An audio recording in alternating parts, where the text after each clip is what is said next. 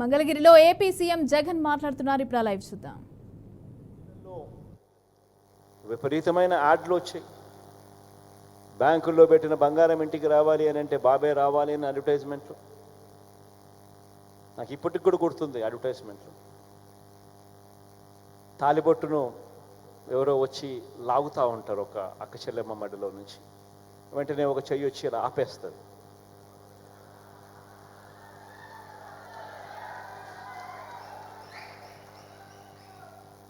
ఆపితే వెంటనే మాటలు వెనకాల నుంచి, బాబు వస్తాడు, బ్యాంకుల్లో పెట్టిన బంగారం ఇంటికి వస్తుంది అని.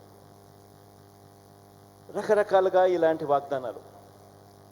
2014లో చంద్రబాబు నాయుడు గారు ఇలాంటి మాటలు చెప్పినప్పుడు మన పార్టీలో కూడా చాలామంది శ్రేయోభిలాషులు కూడా నాకు కూడా చెప్పారు,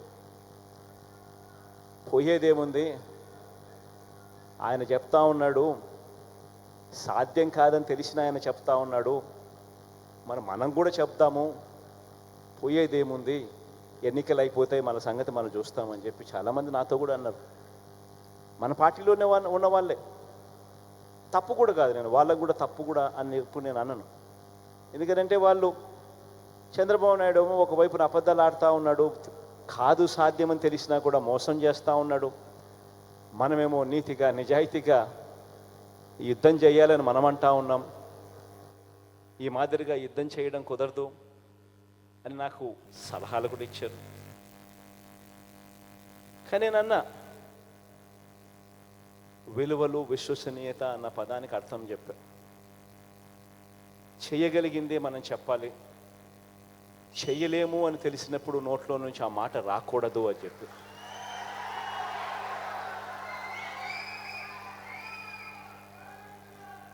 ఆ తర్వాత మనం చెప్పలేకపోయాం. చంద్రబాబు నాయుడుకు తోడు ఆయన దత్తపుత్రుడికి తోడు అప్పట్లో కేంద్రంలో కూడా మోడీ గారి గాలి కూడా వీస్తూ ఉన్నది. ఆయన కూడా వీళ్ళతో భాగస్వాముడైనాడు. అందరూ కలిసి ప్రజలను మొత్తానికైతే గొప్పగా మోసం చేశారు. మోసం చేసి అధికారంలోకి వచ్చారు. వచ్చిన తర్వాత మేనిఫెస్టో అన్నది కనపడకుండా చెత్తబుట్టలోకి వెళ్ళిపోయింది. మేనిఫెస్టో ఎక్కడ ఉంది అని కనీసం వెబ్సైట్లలో వెతికితే వెబ్సైట్లలో కూడా మేనిఫెస్టో కనిపించుకోకుండా చేశారు. ఎక్కడా కూడా ఎన్నికలప్పుడు మేము ఇది చెప్పాము, ఇలా చెప్పినాం కాబట్టి ఇది మేము చేస్తున్నాము అని చేయలేకపోగా క్యాడర్ కనీసం గ్రామాలలో ఇళ్లకు వెళ్ళి కూడా చెప్పుకోలేని పరిస్థితి. చివరికి ఏం జరిగింది? మోసం ఎప్పుడూ నిలబడదు.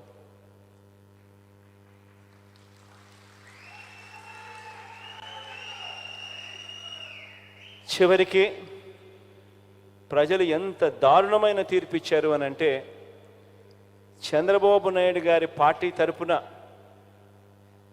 ప్రజల్లోకి వెళ్ళి క్యాంపెయిన్ చేయడానికి చంద్రబాబు నాయుడు గారి క్యాడర్ కూడా గ్రామంలో ఉన్న ఇళ్లకు కూడా వెళ్ళలేని పరిస్థితిలోకి ఆ క్యాడర్ దిగజారిపోయింది. క్యాడర్ అంటే ఫలానా నాయకుడు మావాడు అని చెప్పి కాలర్ ఎగరేసుకొని చెప్పాల్సిన పరిస్థితి నుంచి ఫలానా నాయకుడు మావాడు అని చెప్పడానికి భయపడి ఏకంగా గ్రామాలలో ఇళ్ళకు కూడా వెళ్ళి చెప్పాలంటే కూడా భయపడే పరిస్థితిలోకి క్యాడర్ పోయింది. ఎన్నికలు అయిపోయాయి. 2019 మళ్ళా చంద్రబాబు నాయుడు గారిని నమ్మిన ప్రజలందరూ కూడా మోసపోయిన పరిస్థితిలో ఎన్నికలు జరిగాయి. 2019లో మళ్ళీ మేనిఫెస్టో అన్న అంశం మీద వచ్చింది. 2019లో మనం మన మేనిఫెస్టో తీసుకొచ్చాం. కేవలం 2 పేజీల మేనిఫెస్టో తీసుకొచ్చాం. 2 పేజీల మేనిఫెస్టో. ఎందుకనంటే ఆ మేనిఫెస్టో అనేది ప్రజలకు గుర్తుండాలి, మనకు గుర్తుండాలి. ఆ తర్వాత అధికారంలోకి వచ్చిన తర్వాత ఆ మేనిఫెస్టో మనం తీసుకొచ్చేటప్పుడు కూడా నేను నా పాదయాత్ర సందర్భంగా ఈ మేనిఫెస్టోకు సంబంధించిన అంశాల గురించి మాట్లాడుతూ ఉన్నప్పుడు కూడా మన పార్టీలో ఉన్న వాళ్ళు కూడా కొంతమంది నన్ను అడిగారు. నాకు ఈరోజు కూడా గుర్తుంటుంది ఎప్పుడైనా ఇటువంటి మాటలు అయితే. అప్పలనరసయ్య అయితే నాతో విజయనగరం జిల్లాకు పోయినప్పుడు, అప్పలనరసయ్య వచ్చినాడో లేదో నాకు తెలియదు, కానీ ఇక్కడ అప్పలనరసయ్య అన్న మాట నాకు గుర్తుంది. అన్నాడు, నాతోనే అన్నాడు, ఇవన్నీ సాధ్యమేనా అని. అప్పలనరసయ్యతో నేను అన్నా, ఇవన్నీ ఖచ్చితంగా చేసి తీరుతామన్నా అని చెప్పి.